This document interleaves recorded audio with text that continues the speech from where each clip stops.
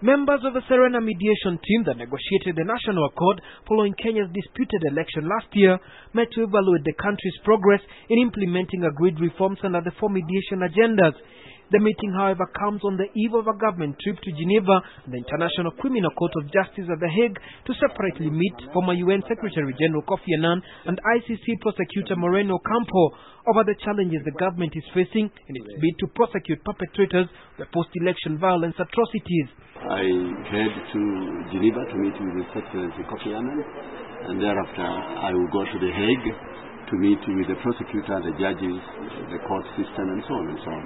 A study tour, so that the country can hear it from the horse's mouth, its Minister for Justice, what The Hague really truly represents. And I've also made it clear that if it is not established within a reasonable period, which I would say probably up to the end of August, I will have no option but to hand the envelope over with the names to the ICC to take it over from there.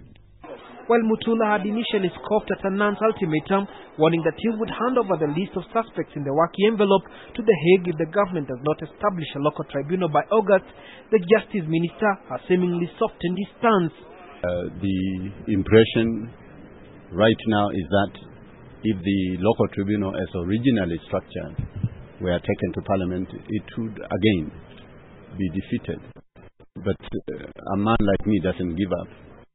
Well, the Justice Minister declined to make public his message to Annan, it would appear that the government may just have softened its stance on not appealing to Annan for an extension of the August deadline. The delegation may, however, be hard-pressed to convince Annan on their commitment, as a report handed to Annan and discussed by the team today questions the government's commitment to reforms, considering the slow pace of reforms. We must never surrender our right to prosecute those who commit crimes on Kenyan soil.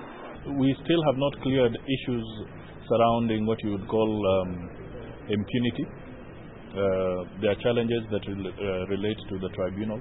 The report by South Consulting, a firm mandated by the Annan-led process to monitor the reforms, faults the government for not implementing specific resolutions on all four mediation agendas.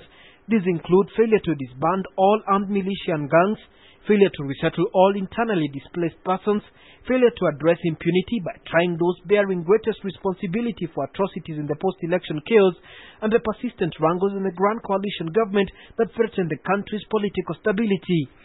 Newton Debu, KTN Prime.